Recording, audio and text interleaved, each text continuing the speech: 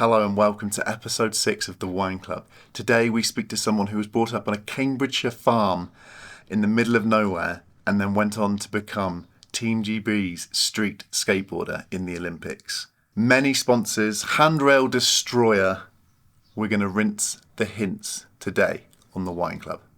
Who you guys working for? Who is this? It's SkateWine. Oh, beautiful. Did you say SkateWine? Yeah. Yes, sir. Welcome to episode 6, I believe. And we have an amazing Olympic skateboarder, Mr. Joe Hinson. Hello, Mr. Joe Hinson. How is it? Hello, I don't know about Olympic, but I guess I can call it Olympic now. You've just been out to Dubai, haven't you? Yeah, it's pretty nuts. I don't think it's pretty weird saying Olympic skateboarder though. Straight off the bat, as I've been asking everyone else, what would you describe yourself as a wine bottle? No idea. I don't even know. I don't know nothing about wine. I can't say I've drunk wine in my life, so I've got no idea. All right, just any general drink. Yeah, I don't know. I can't say I've ever thought about myself as a drink. I'm going to be honest. Oh, that's amazing. Great answer. Professional questions I thought I'd get from you, Rob. Yeah, talking about the Olympics, how was Dubai? It was good, yeah. It's pretty nuts that it's like a full-on Olympic sport now. It still blows my mind that we're doing that. Dubai was sick. It was like the parks were really good. There was like a massive, there was like 3 skate parks in one area, which was like nuts. And the parks are all like twice as good as any of the parks that are in the UK. It's just pretty crazy. And it's just in the middle of a desert pretty much, which is pretty nuts. I went out to Dubai in, I think it was 2015, and there was only like 2 or 3 parks, I believe. So it's insane how their development of skateboarding and skate parks. I mean, it goes to show how mainstream skateboarding is now. So how was the park built? Were they good? Is it California skate parks that have made them? I think it's California skate parks. They were built really good. Like, there's no complaints at all from me about how the skate parks were built, which is strange because normally I complain a lot. So I was stoked when I got there. The park was sick. So that's I really can't good moan to about hear. it at all. And where did everyone come? How did you and Alex Stakuna do? And how many entrants were there? I can't. It's really bad. I can't actually remember how the placing anymore.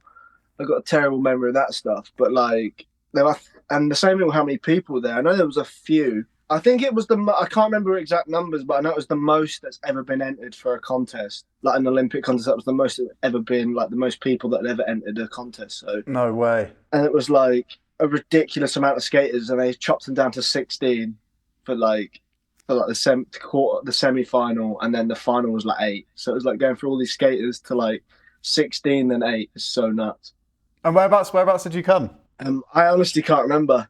I wouldn't be able to tell you. I love that. It's really bad. I probably should pay more attention to that stuff, but I was just, the level at those events is so high. You know, like, you're skating against the best in the world, so it's like, it doesn't really, like, you're not trying to aim for first, second, and third like you would do at any other contest. You're just there to try and get as many points as you can to go towards qualification, and that stuff I still don't understand. Like, I always have to ask, the team manager, how does this work? Because I still don't really follow it, which is kind of bad. Really, I've been doing it for like a year now and still get confused by it all. And have you been explained to the way that the judging is done? Because I'm guessing that some tricks are scored higher than others, and maybe something that I think is amazing might not actually get scored as highly as something else. Are you given a criterial from Skateboard GB about what you should be doing and what maybe you should be leaving out of your runs? Not really. Difficulty of tricks is the biggest one. Difficulty of tricks and use of course. So obviously, the harder the tricks you do in the run, the more of the course you use in the run, the better the score's going to be. And not repeating tricks as well. Try not to repeat tricks. But that's what the judges set out from World Skate. They basically tell you that don't repeat tricks and use the course well. It's very similar to bowl and vert skateboarding then, with regards to that traditional judging. Yeah. It's a very it's like a normal contest, but the level was ridiculous, and it's really serious, taken a lot more seriously than I don't know, the house comp or something. Where we'll just go and have a laugh, you know. Seeing you at NAS Festival, you're someone who concentrates very strongly on their skateboarding abilities and to place quite highly. How was practice? And I'm assuming that they didn't just let everyone skateboard. I'm assuming that it was heats and there was like 6 or 7 of you skateboarding, because otherwise that would have been carnage. So how was the overall warm-up sessions? Were they carnage or was it okay? They have heats of like, I think it was 20 skaters because the park was bigger than normal. So they had heats of 20 skaters, and we get 45 minutes a day, and we get three practice sessions a day at 45 minutes. So it's not, you don't get a long time on the course. You're not allowed, like, it's not like NAS or, you know, any other contest where it's just you can go and practice for as long as you can until your body gives up, kind of thing. It's like you have 45 minutes to skate, and that's when your time's done. Wow. So that means that you've got to be quite a high level of skateboarding ability to be able to get your practice in 45 minutes. Yeah, pretty much. Like, you have to go in warm. Like, you have to warm up beforehand. You can't go in cold. You warm up beforehand. Like, you're just ready. And as soon as they say, right, 45 minutes has started, you're like already skating the big rail, kind of thing. That's what I was like, just trying to jump on the big rail as soon as I get in there. That's mad. I'd have mad jelly It's pretty nuts. When I first get in, I'm like, fuck. Like, my legs will be like, I'm not really warmed up enough. Like, I'll skate for like an hour beforehand, and I'm like, yeah, I feel warmed up. Then get in there, and I'm like, I'm not warmed up at all. But I've kind of got to just send it now. We're here. No wonder there was a few like videos of slams, because I'm assuming that some of the skaters just didn't manage to get their warm-ups in time. Yeah, I slammed a couple of times. It's just the first slam's always like that warms you up anyway. When you have a good slam, that instantly warms you up. So Get the adrenaline going. take a good slam, you're ready to go. Did you get to see much of Dubai whilst you were there? Not really. Like, we were staying. It wasn't actually in Dubai, but we were like, where we were staying was like, it was kind of good because it was like a hotel, but it was like an apartment hotel. So we had like a kitchen and all that kind of stuff. And with me, I was just like, I want to go skate. I want to go skate. So I ended up just going to I was going to the skate park like every day. And then we went to another skate park, which is in Dubai, called X Dubai, on our day off, because we have one day off while the female skating's on. So we went to X Dubai on our day off, and I ended up skating there quite a lot. How did you find X Dubai? That was sick. I like that park. It was really good. It had like a death rail thing that was fun. It was like a bump to rail, and it was like, if you sack it, you're dead. That was kind of made it fun. You had to just commit. I went there in 2015, and that was one of the few parks that was actually built at that time. And I saw a local just beginning to skateboard, and as I am always encouraging, and he went down the flat bank, didn't bring in his knees, and just fell straight over and snapped his wrist. And it was one of the most horrible things that I've had to witness during like just a chill session. Like, it wasn't even a competition or anything. He just went down, leant back a little bit, and then it was really, really gnarly. And that rail, I saw footage of you doing, I think it was a kickflip blunt over that rail, and I wouldn't even board slide it. Back in 2015, I wouldn't even board slide it, because it was like one of those things where there's nothing either side. So if you don't make it, you are slamming. Yeah, like you have to go fast the first few tries, kick it out, and kind of just jump over it. And then once you actually like, right, I'm going to try it, you have to make sure you get in. If you don't get in, you're screwed. Like, that's how I saw it anyway. Absolutely blew my mind when I saw you skating that. I was just like, we didn't even board slide it. And then that massive vert wall, I saw a Danish skater rock and roll it. I thought I was being clever getting near the top, and then people are doing tricks on it, just like, oh, okay, I suck. How is it hanging out with the Team GB guys, and who are the Team GB guys that you were hanging out with in your complex? It was sick. Like, so basically we went out there because the park was after the street, like the park's after the street, so it was only really me and Alex and Darby, Daz and Sam. Like, it was only us for like most of the time while we were out there. All the park guys came out later. Like, we left on the Sunday when the park guys started to arrive. And like, I'm really good for me and Alex skate, me and Dakuna skate together all the time. You know, we're only like an hour and a half away from each other. So we skate together a lot. So it was like kind of good because I know Daz really well. I didn't know Sam that well, but like I was around people I knew, so it wasn't, you know, it's not like, well, it didn't feel unnatural being there, you know, because it's like I know everybody anyway. And Sam Beckett's super chill. He's one of the most chill dudes I think I know in skateboarding. For someone who's got such a bag of tricks and is so talented on vert skateboarding, he's like one of the most chilled out skaters, just like laid back. Yeah. Me and Sam are very opposite skateboarders in that way. Although you skate transition too. I can do a front blunt, and blunt kickflip, but that's my transition done. I haven't said skate transition. You dabble in it. You dabble in it. Where did you grow up, and how old were you when you started skateboarding? I grew up in a little tiny village called Witcham, which is just outside Ely in Cambridgeshire. So it's like tiny. So literally, there's nothing around. So I've got a field and a couple more fields around me. Like that's it. And then like I started when I was, how old was I? Well, 11 or 12, I think. It's got to be 11 or 12 when I started skating. Because one of my friends who lived in the village skated, and then I just saw him skating, and then I just naturally grew to that. What made you start skateboarding then? Was it this friend? Yeah, pretty much. This friend that just skated, he skated a lot. He had like a mini ramp in his like shed in his garden, so I used to go there and I used to skate with him. I learned to drop in on that mini ramp in his shed and all this stuff. So Does he still skate now? Who is it? no, his name's Ed Richardson. He doesn't skate anymore. He got really focused on his like education and stuff like that. He was doing like, so went to uni, I believe, and like did all this stuff and kind of just faded out from skateboarding. And like a lot of the people I grew up skating with don't really skate anymore. I feel like I'm the only one that kind of carried on because where I'm from, there's such a small scene. Like there's not even a good skate park. Like the closest skate park's Cambridge, and that's like, well, no, the closest skate park's Waterbeach, which is like 25 minutes to 30 minutes, and then like Cambridge is like 40 minutes away from me. So it's like there's a scene in Cambridge, but around where I am, the scene people would grow up and skate, and then they'd get bored, move on, and then like I feel like I'm kind of the only one left from my like generation of skaters still that actually still skates. How did you manage to get so good not being able to live so close to any skate parks? Did you used to get lifts with your parents?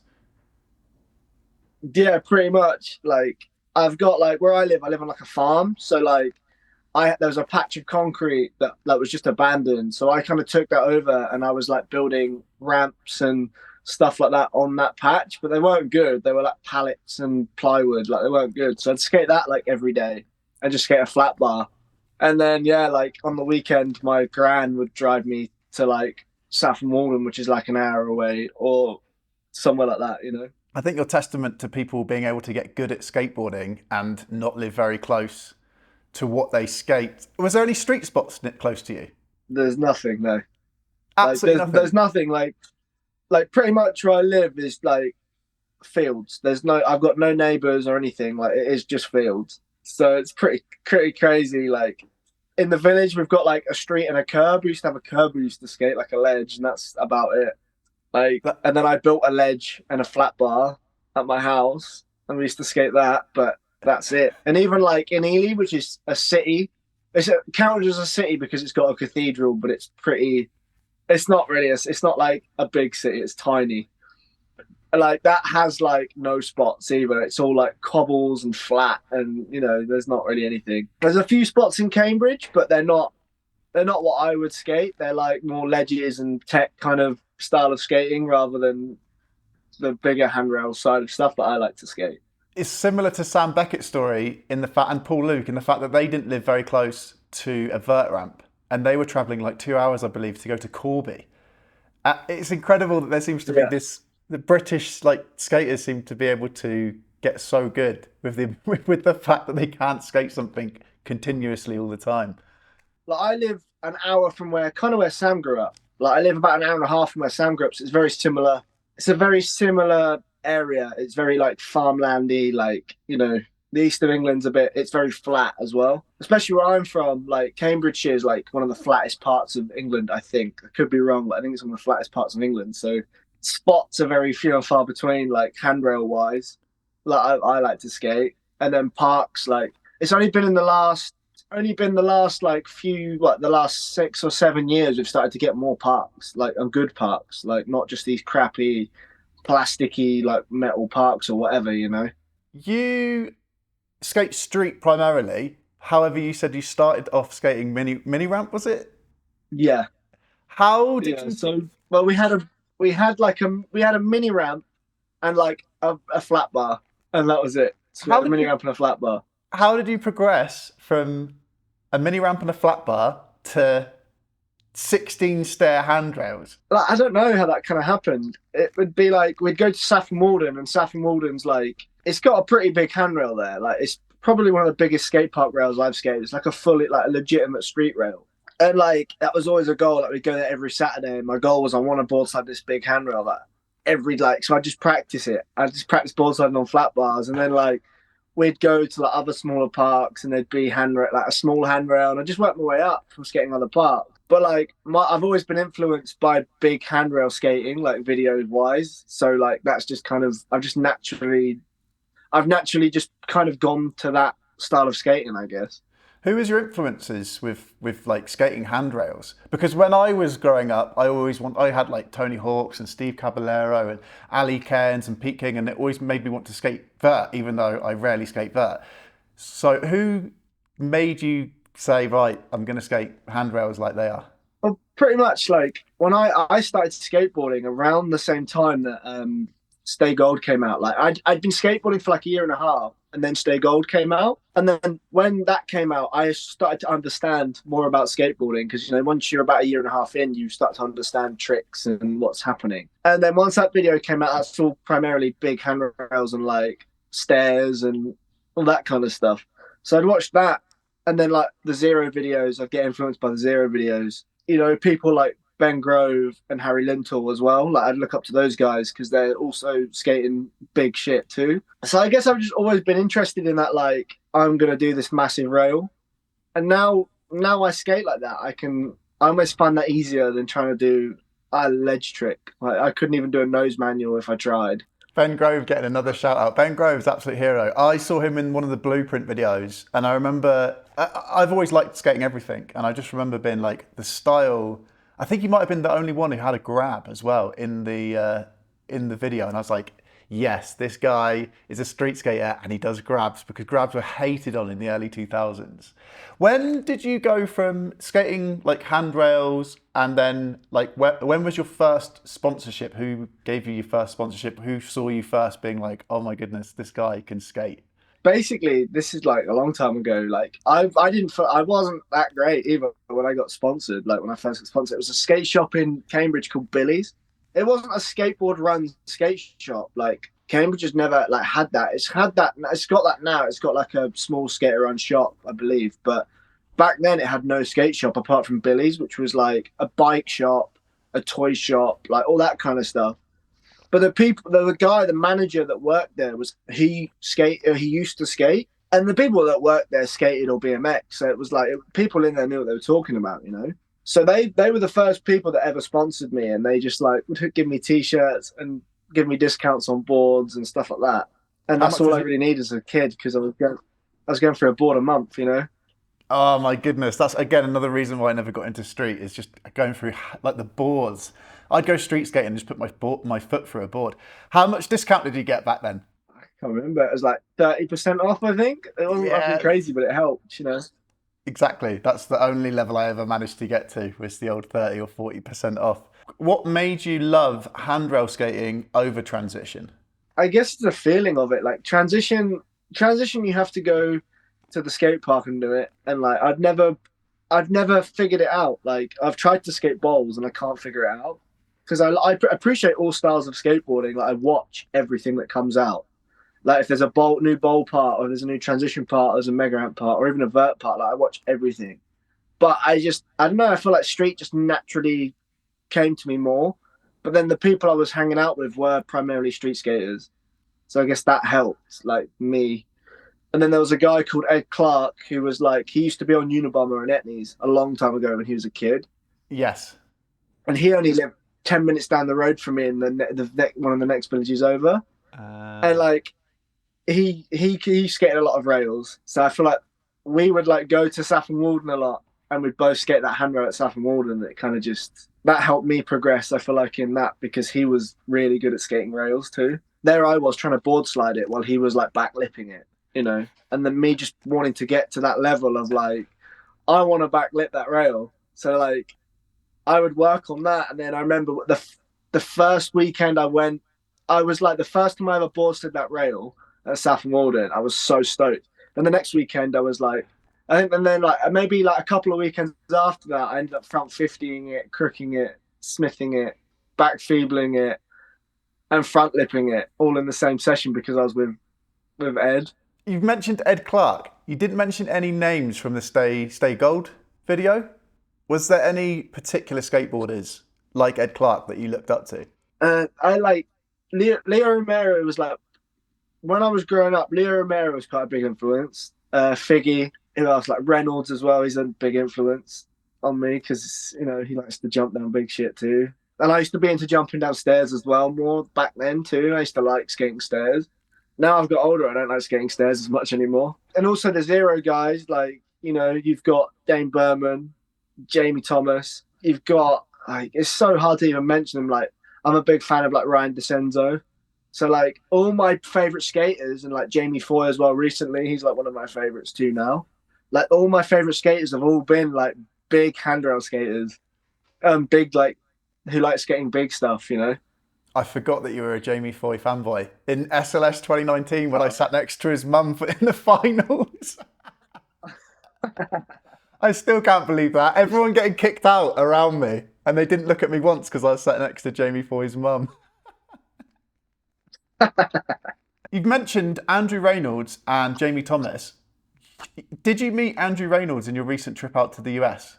No, I've met Reynolds at NAS. He came to NAS a few years ago, and that's where I met Reynolds, which is sick. And I've met Leo Romero at NAS as well, so that's pretty crazy. Meeting two of the people I used to look up to as a kid, like at a contest, and I'm in the same contest as them. It's pretty trippy now. It's like when I'm in these contests, or when I go to like these Olympic ones, or wherever I go, NAS or wherever, and I'm meeting people that I look up to. It's pretty crazy. It's like now, like me and Ryan DeCenzo, like I never thought me and him would be friends, because he's like I've looked up to him for so long. But now it's like I see Ryan at a contest, or like when I was out in America, went skating with Ryan a few times, and I was out there, which is pretty crazy to look back on. Like the same thing with the Zero dudes. That I never thought I'd be skating with those guys, so it's pretty trippy now. Looking like me as a kid would be like tripping out that I'm skating with these guys, How does it feel? Nuts. Like it almost doesn't sink in, because when you're skating with everybody, it's like when you're skating with them, it's not like the first day you ever meet them, they're like, oh, these are these people, like fuck, like these are big name pro skaters or whatever. But then after a while, you realize they're just people. It's just like they're just like me and you. It's Maybe they just want to skate. Yeah, well, they're not like you, Rob. But I remember it's gonna be nice to you. And I remember meeting you at NAS, and I was giving out my SkateWine stickers, and I remember giving them to you, and I'd seen you in Sidewalk magazine, and I was like, "Wow, this is Joe Hinson," in the back of my mind, and I was like, "Oh, here's some stickers," and you were like, "You're that SkateWine fella, aren't you?" And I was like, "Yeah," and I was like, "Joe Hinson knows who I am." And it's the same with like Ben Grove. Ben Grove moved down to North Devon, and he was suddenly skating all the park close to me, and my 12-year-old brain was just like, "Whoa, these guys are amazing," and they know who I am. This is crazy. yeah, I've got a funny story about Grove. I was at NAS as a kid, like before I even skated the contest. Like I was like 13 or whatever, and like me and Grove started talking, and Grove was like, I said to Grove, I was like, "Can you get me on the course?" Because I was like, couldn't. You know what NAS is like? If you haven't got a band, you aren't getting on the course. But you know what Grove's like? He was like, "Nah," and he was like, "Nah, fuck it, come on with me," and he just got me on the course, like without no wristband or anything. And as soon as someone said something to him, he was like, "Nah, he's with me, he's fine." It was so good. I love that NAS keeps coming up in all these podcasts. Little skate event in Shepton Mallet, and it seems to be a huge inspiration to a lot of British skateboarders. It's like one of the biggest events, isn't it? I guess of the year, like some of the biggest contests where all the American guys come over, the European guys come over. So it's like I guess it is one of the biggest ones. Going back to your farm life, what is it that I guess are your parents both farmers then? No, so basically, my mum owns a horse riding. She owns a horse riding school. So she teaches people how to horse ride. So that's why we have the place, and like she's done that since as long as I've been around. So it's like pretty much she does that stuff, and like my dad works as like he does like overhead electric kind of job. He has nothing to do with like around here. But I guess that's very, very probably like why I end up doing the work I end up doing, which is like building fences and stuff, because it's all stuff I've learned being around here. I was going to ask, As a pro skater in the UK and someone as talented as yourself, you've had to also have to get a normal job. Yeah, I've never had the privilege of getting paid anywhere near enough to make a living from skateboarding. At the moment, I currently like run my own business. Like I run my own like fencing slash like cut like a little bit of basic carpentry. Pretty much do a bit of everything. I've done like tree surgery. I've done general laboring, like all that kind of stuff, just to earn enough money to go skateboarding. You know, as much as I'd love to be able to sit here and be like, yeah, man, I get paid. It's like the reality of being a British skateboarder is you don't get paid anything. You do it for the love of doing it. You know. So you go from building fences to then ending up in Dubai for the Olympics. Yeah, pretty much. That was crazy. And when did you get on the Olympic team? What year was it that you got on the Olympic team? I got on the Olympic team last year, so what, 2022. The first event I did was Rome that was in June last year. And then I was meant to do an event in Rio, but they cancelled that event. And then that crossed over into the event that happened last month. As the Olympics in skateboarding started to grow and develop and there was a possibility of it being in the Olympics, did you just set your mind on the Olympics, or is that something that just gradually developed? That's something that's just gradually developed. Like, if I'm honest, like I'm the biggest skate rat going. Like my focus has always been go out in the streets, get as much footage as I can. Like, you know, the contest thing has just kind of happened. The contest thing I would start doing because they were fun. You know, I never go to a contest being like, I have to win this. I never go with that mindset. I just go as I'm going to go and skate with my friends because all my friends are going to this event. So we all go and skate. And then if I do well, great. If I don't do well, it happens. Like we're all skateboarding. It doesn't really matter. I guess I was doing well at some contests and then I guess it just kind of happened. And then I got asked if I wanted to be involved. And I was like, well, I'm not going to turn down the opportunity. But then it's not something I'm not going to take seriously. Like wouldn't say training. Like I would never call skateboarding training, you know, but I'm skateboarding every day anyway. I skateboard every day anyway. So it's just like, yeah, like why am I not going to try and learn? I'm naturally learning new tricks all the time and like trying to get more consistent so I can go and do something down a bigger handrail in the street. So it's just natural, like how it's all worked out. Who usually films you and your skateboarding abilities? It's my very good friend Charlie Batch. He's been filming me for the last couple of years. It has changed. It's been very like I was filming with a guy called Jason Emery for a while. He was just a friend helping me out, and then he kind of ended up having a kid and getting responsibilities. Because he's always been a bit older than me. And then I started filming with a guy called David Hayes, and the same thing happened. He got responsibilities, and obviously couldn't be coming out and filming me in the streets for free anymore. It's a lot of work. So, and then I met Charlie. Like, I remember I met Charlie on Christmas Day. I think it was Christmas Day in like 2019. We went out and skated. We were the only two people at the skate park. And then somehow he ended up just becoming a filmer. Like he kind of never set out to be a filmer. And now I'm just like, he's my go-to man when I need a clip. Yeah, Charlie's a good skater as well, which, excuse me for being rude to skate filmers, but actually I believe there's a trend now with skate filmers being as good as the people they're filming almost. And he rips. Yeah, Charlie's sick. Like he can heel flip, he can do tricks I can't do. Like he can back heel stuff and he can like heel flip front board rails and stuff like that. Like he can skate really good and he can film really good. So it's like kind of an ideal thing. Like it's kind of funny. It's like an ongoing joke now that wherever I am, Charlie is, or wherever Charlie is, I am. Like we're always together. I wanted to say, Charlie was your little filming Christmas present. Pretty much, yeah. Like Charlie was my filming Christmas present. I was like, Dave had just basically told me, he was like, I can't keep doing this anymore because, I get it. He's not getting paid for it, and it's a lot of hard work. It's a lot of driving. Me and Charlie, for an example, we travel like a few hours a like weekend to go and skate. When you've got that and you've got a girlfriend and a kid, you're in your 30s, it's like you can't keep doing it and not get anything out of it. And especially when like someone like with Dave, he had other things he was trying to do as well. He got very into fitness and stuff. So he was like doing that and, wasn't necessarily taking skateboarding. Was still skateboarding a lot, but not like he wasn't out every weekend with me. With me and Charlie both like, I don't want to speak for him, but me and him both love skateboarding to a point where that's what we want to do all the time. that is one thing we really have in common is we go out every single weekend and we skate.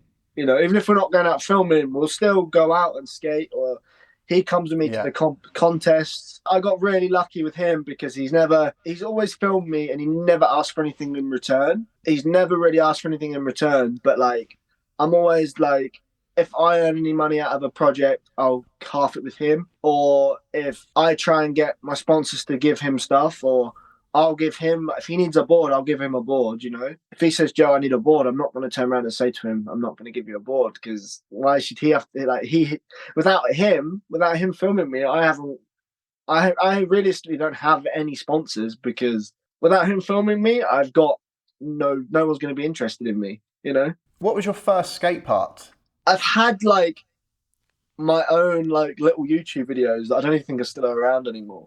My first my first proper video part would have been my Karma part. Like my first proper like skateboard sponsor was Karma. So I guess that was my first real street part. Or maybe it was my Silver Trucks part. Well, I can't remember which one came. Like I was getting Silver Trucks and Karma from the same distribution. And I can't remember which way around it was. It was either my Silver Trucks part first or my Karma part, one of the two. And which was your recent part that I watched, which was insane? Was that the Dark That was Star? Britannia. That was for my Dark Star part. That was 20. Yeah, that was my last one was Britannia. You've just made me think as well. You're skating huge handrails, like Nigel Houston almost. And what always surprises me and amazes me is the ability for people like yourself to get out of the most insane falls. What's been the gnarliest slam you've had in street skateboarding? There's been a few lately. Like, so the start of 2020. So like I tore my MCL and part of my meniscus. So that was me out for 9 months or something. Then I recovered from that. Once I recovered from that, I then was like, yeah, I'm gonna skate this massive 15 kink rail. Sacked it on the down bit, just where it kinked. Like literally where the rail kinked, I sacked it on that and broke my tailbone. I had to drive home as well. That sucked. And then like nearly a year after that, I then rolled my ankle really badly and couldn't skate for 7 months too. So like the last few years, I've had such bad luck with injuries. Ah, the tailbone. I did a blunt And then like I fakie. take good slams all the time. I did a blunt to fakie on a mini ramp, fell backwards onto my tailbone, and I believe the doctor said it was a possible fracture. I never had any tests or anything, but for 2 weeks solid, it was the most uncomfortable pain that I've experienced. Yeah, I was 3 months like that. I couldn't do anything. Couldn't do anything for 3 months. It sucked.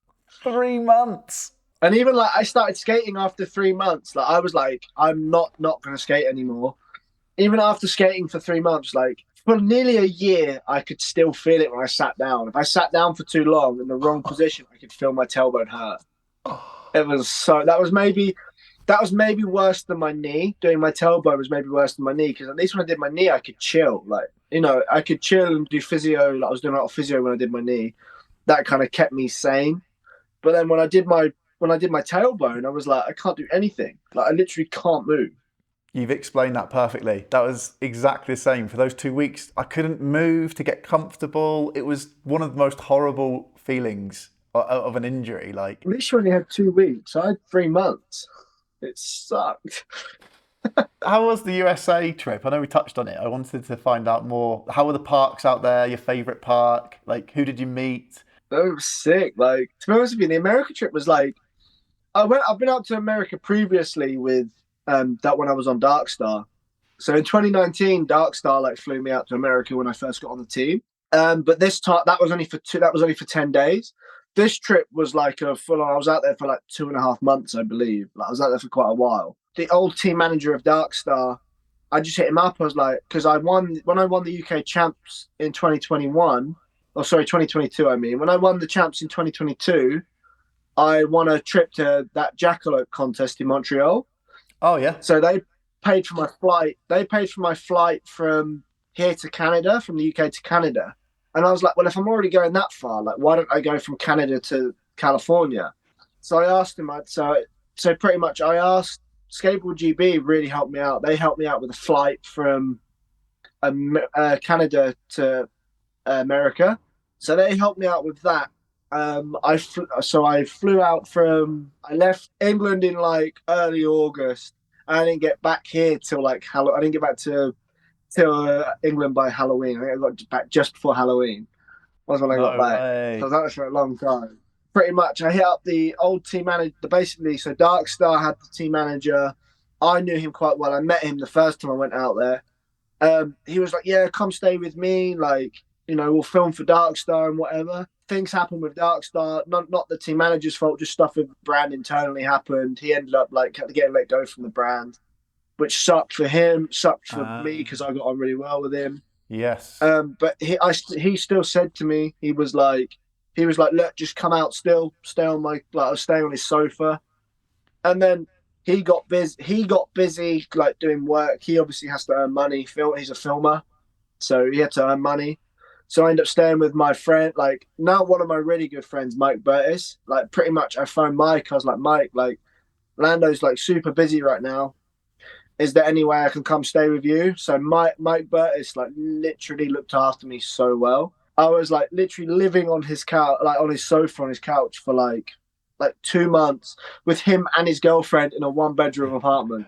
And like the guy would literally, he was letting me take food out of his cupboards. He was like driving me around everywhere. He'd take me skating. Like if he couldn't take me skating, he'd link me up with someone who could. He looked after me so good out there. And like now he's probably one of my closest friends, along with Charlie, he's probably one of my closest friends. Amazing. And he lives the other side of the world. It's pretty nuts. And what was your favourite skate park out there? There was a few parks, but like there was a park that was like 20 minutes from his place, which is called Brea Skate Park. It's where Jeremy Ray skates quite a bit. And I actually met him there, which is pretty trippy, meeting Jeremy Ray at the skate park. And I filmed some stuff on his GoPro there. That park's sick. That was probably one of my favorite parks because it had a lot of rails. It had a nice A-frame rail, a nice bump to rail, and a nice big hubba. And it was never super busy either. What did you like most about being in America? Just the street skates. Oh, of course. Like the parks are all amazing. The parks are great, and we'd skate skate parks every day during the week, and then on the weekend it was time to go street skating. And the street spots out there are like skate parks here. Like the street spots are so much better. Like, did you get a lot of footage then? Have you got footage for a new part, possibly? Yeah, so basically I ended up coming back with nearly 2 minutes worth of footage from America. Some went towards my film trucks part that just came out, and then some went to that, like a few clips, and then a lot of it got saved back for this new project I'm working on, which will hopefully be out soon. I don't know what's happening with that. That's down to Zero to decide when they want to drop it, but I'm hoping it's going to be for Zero. That's the plan. So we can only hope, and hopefully it's good enough, but they want to use it. And did you hit any street spots in Canada whilst you were there? No, that was very contest focused. That was like straight from the hotel to the contest, back to the hotel to the contest kind of thing, rather than the spots. How did you get on in that contest? Can I do it? I think I got second in that contest. I was well stoked. Didn't expect that. I was stoked. So like I went out there with very little money. Like I was going out there with just enough to get by, and then I ended up doing quite well in Canada. I was like, when I got second, I was like, yes, like I've got some money now. We're chilling. How much money? That made my trip. That means I extended my trip for longer. I was only going to be out in America for 4 weeks, and I was like, fuck it. Like I spoke to Mike. Mike was like, yeah, man.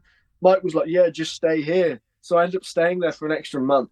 So sick. How much money was it? I can't remember. It was like 3,000 Canadian dollars. I can't remember what that is in pounds though. It was good. I was stoked on that. Like when I came home, I was broke. I'm still recovering from that though. Like still recovering from that bit. I'm like, I need to, got to come back from America and just like work my ass off trying to save up to go back. That's going to be me in April. Something I didn't touch on earlier, which I was meant to touch on, and it's going to be a nice transition from this into the questions that I've been given on Instagram, is I'm sure I remember you from being in Sidewalk magazine.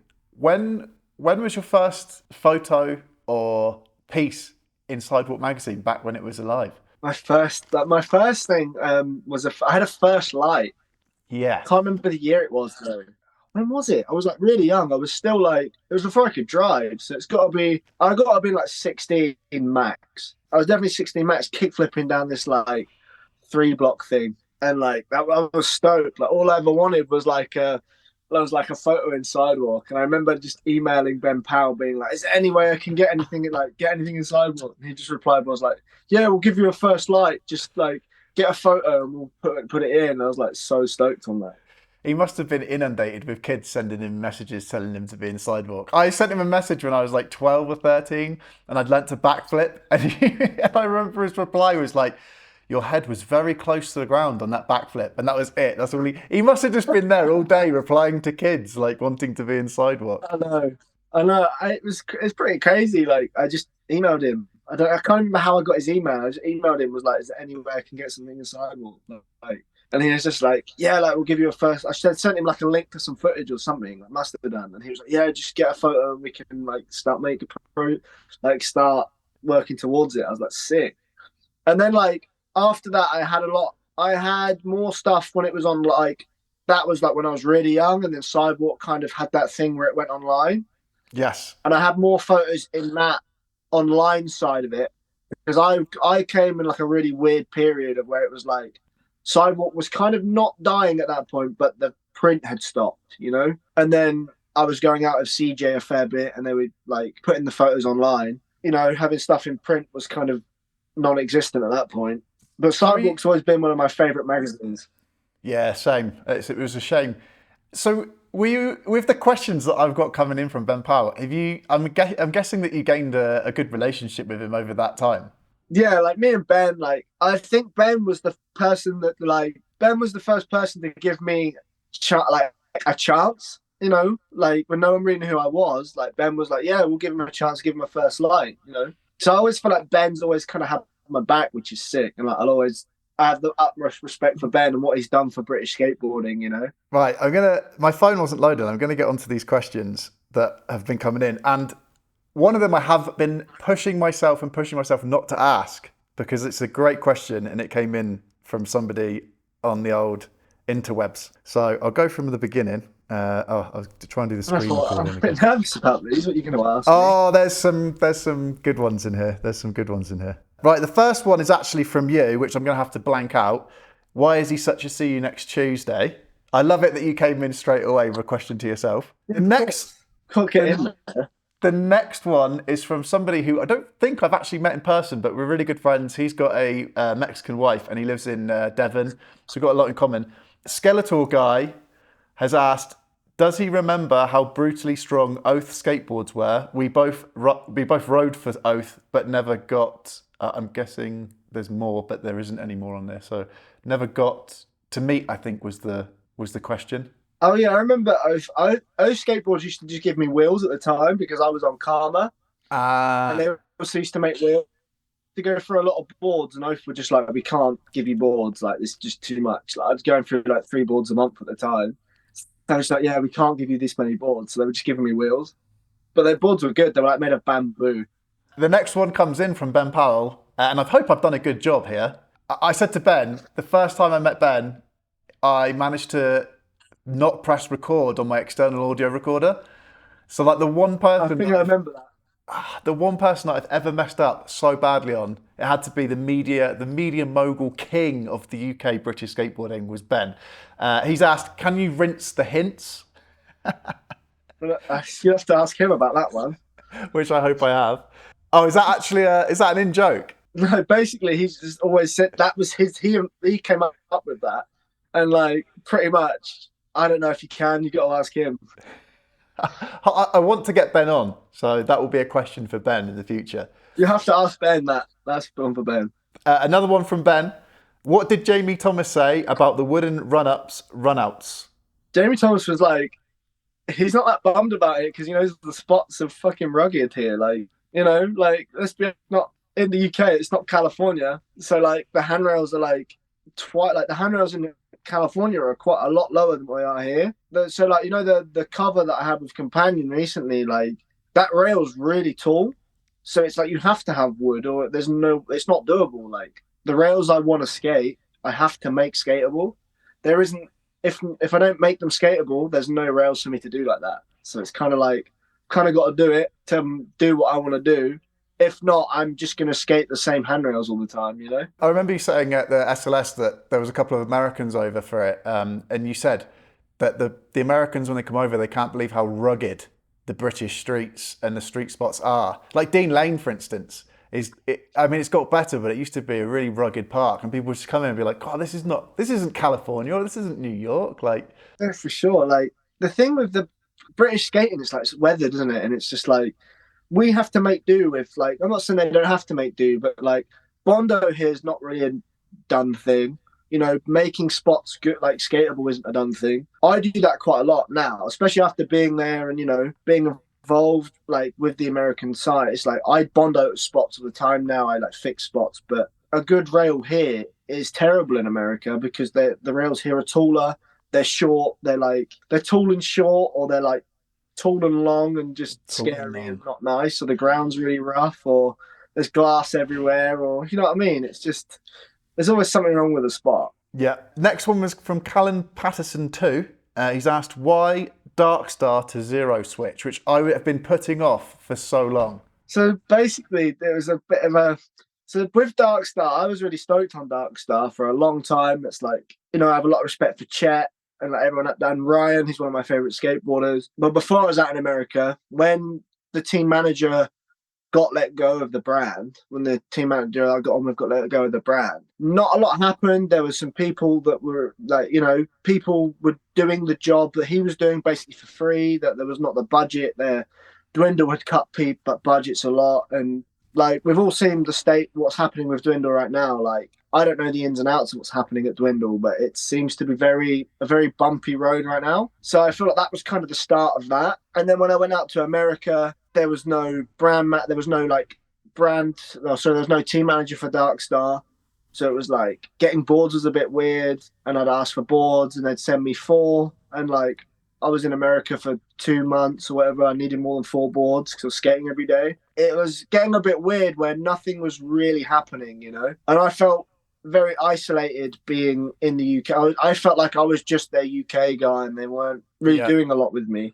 Before that, I was really stoked on them. Like, I never thought I'd leave. I thought I'd be riding for that brand for so long. And then pretty much I just saw like how everything that Dwindle was going, and you know how people were talking about it. I was a bit like, you know, I don't want to just get home and then nothing happens. I remember I met a guy called Kanan Dern who rides for Zero, and like he had the last part in Painkiller, the latest video, which is like one of my favorite videos. I can't remember how it came up. He was just like, we were skating this like at OC ramps. He skates for OC ramps. We were skating there one day. He was like, "Oh, what are you doing for boards?" And I kind of told him I was on Darkstar, and you know things are a bit rocky there. People don't like know what's happening, and he was like, "Oh, I'll send your footage to Jamie if you want." And I was like, "Yeah, like I'm down," but I never thought I'd get.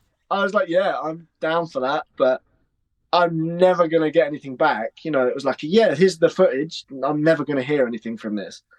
Next thing you know, Jamie like DMs me on Instagram, was like, "What's your number? I want to phone you." I was like, and I was tripping. I was like, "What the fuck?" Like, the owner from one of my favorite, like again, another one of my favorite skateboarders from one of my favorite companies is literally DMing me asking me for my number. So like, I was tripping on that for a start, and then he was like, "Yeah, like we want to give you boards." I was like, but then I had this loyalty to Darkstar, so I was like, I try and stay loyal to all my sponsors. I don't like jumping around. So like I felt really loyal to Darkstar. I said to Jamie, I was like, "Look, like I'm a big fan of Zero. Just like let me have a little think, and like, you know, but I'm down." I told him I was down, but I need to speak to Chet. Because Chet, yeah, again, he was the first person to like give me a chance with the American industry to put me on Darkstar as an AM. Because he was the first person to be like, "We're gonna put you on as an AM." So Amazing. I phoned Chet up, I was like, "What should I do?" And Chet was like, and you know, Chet was a pro skateboarder. He gets it. And me and Chet had lunch. Chet was like, "If I was you and a professional skateboarder, I would take the Zero thing." So like with Chet's blessing, I said to Chet, I was like, "Look, with your blessing, I'd like to do this." Chet gave me his blessing and was like, "You should do this," basically. So I phoned Jamie's back and I was like, "I'm down, like let's do it." And then apparently I think Chet spoke, I don't know, like I think Chet actually phoned Jamie and spoke to Jamie, basically saying Chet had given Jamie his blessing that that I could go to do this thing with Zero. Wow. So pretty much, so Jamie phones me. He's like, yeah, man, like we're down. Next thing you know, Jamie was like, yeah, I'm gonna just drop you off some boards. He was coming. They're from San Diego. I was staying in Orange County, and he was driving to LA, which is like halfway in between. And he was like, yeah, like I'm driving to LA tomorrow. Like I'll drop you some boards off. So the first day I met Jay, I've never met Jamie Thomas before in my life, and he just turns up with like a box with 4 boards in it, 4 t-shirts, stickers, and I'm just like, sick. Like I'm just like trying not to fan out at this point, you know, because it's like it's Jamie Thomas. He's like one of my favorites and my favorite company. And then like pretty much that weekend, I think I ended up like going on a mission with like the Zero guys and like meeting them and stuff, which is sick. Like I got to meet guys like Dane and Kanan. I got to know Kanan quite well when I was there, and Reggie Kelly, like all the AMs and stuff. Everyone was there, and it was just kind of trippy being on the. And I remember the first time I went street skating with them, I didn't get a single clip. I got so broke off, I couldn't walk though.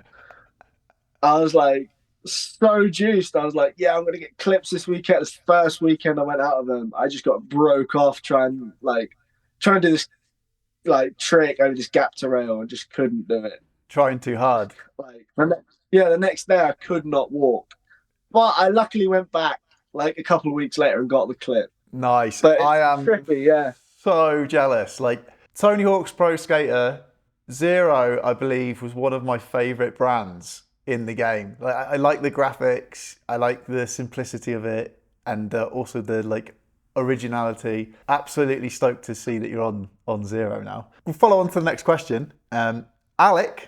Alec Fenton says, when will you learn nollie flips? I'm never going to learn nollie flips. I can't nollie flip. I've tried. They're dreadful. Yes, I have a trick that you don't have, like one of maybe 2 million that you have the other way around. Alec's been helping me with the whole Olympic stuff. He's quite good at the contests. Like he's quite good at like figuring out like runs and stuff like that. So I'm starting to work with Alec a lot. He works at Flow. He's like the head coach at Flow. Is this Alec Fenton? So like I've been going, yeah. So okay. We're gonna go down and skate. So he's helping me with my runs and stuff like that at contests and stuff. That's amazing. Thank you, Alec Fenton, for that. Mate, nollie flips and nollie hard flips are the only street flip tricks I've got in the bag every time. Although I've kind of lost my nollie flip, so that's hilarious. Every skate park I go to, I just get out a nollie hard flip. Everyone's like, well, we can street skate. And it's like, no, it's the only flip trick I can do. Next in, we've got Gavin Swaffield Photography. Bondo or plywood run-up landing? People are going in hard on the Bondo stuff, aren't they? I know. Make life easier for that. Like Bondo, no matter, you've just got to make the spot skateable. Like, what does it matter if there's plywood or Bondo? Like, as long as you're not building as long as you're not like building the rail as well, like, and it's the skate park at that point. But like to skate some of the stuff I want to skate, I have to do that or it's not skateable. Man, I think it's cheeky that they're pulling this out because even in America, you've got that massive 3-stair that they have a roll in for at that American school. I can't remember what it's called. Hilden. I know the one. Yeah, I can't remember the name though. And then you've also got the Lion 25. Everyone was going off because Jaws used a quarter pipe to get the speed. It's like, I don't know. I get the like core, like you got to run and go as fast as you can. But at the same time, I'm like, you go and do the Lion 25 without. You just go and try the Lion 25. Leon or whatever. I feel like people's just like giving this. I just take it as it's all a laugh. Like no one's actually like being mean about it. Like people give me shit about it all the time. They're like, "Oh, I use wood and whatever," but the reality is, I'm gonna I don't really like. People can make fun of me for using wood and Bondo, but it just makes my life easier. Like I'm more than happy to admit that. And I mean, like the front cover of Companion is insane. Did you use Bondo for that one? No, I used wood. That was wood for that one. Wood. The ground was like rough. It was like gravel. You have to get the old big soft wheels. Yeah, so like basically the ground was like gravel. The rails like up to my ribs. So we had to like basically come out a couple of steps. Like it was not skateable without putting the work in to make it skateable. Is there footage of that? Yeah, that should be in my new Zero part. I am looking forward to that. I am looking forward to that. Fellow whiner of the wine club, Big Fat Mush Shout out Sturdy says, what's the best thing about being a British skater? I think you just stand out more, like, especially the way I skate. Like, if I was in America, I feel like if I was in America, I wouldn't stand out. Like, I would just be another handrail kind of kid. But like here, I feel like the handrail thing's kind of died down. Like, it's not like it was in the early 2000s where people were all skating handrails. It's now people skate very much more uniquely than what they are, like, than what they were back then. Like, we were copying America, I feel like, in the 2000s, and now it's like we're doing unique stuff. But I feel like I can't make that stuff like look as good. I can't give it justice. So like, I feel like I found my niche, and my niche is the big rails. So I guess being like a UK skater skating big rails, that makes it different to the American brands, rather than me just being another California big rail skater. Definitely. That follows on nicely to how does it finally feel? I should read this the right way around. How does it feel to have finally broken out into the US side of skateboarding?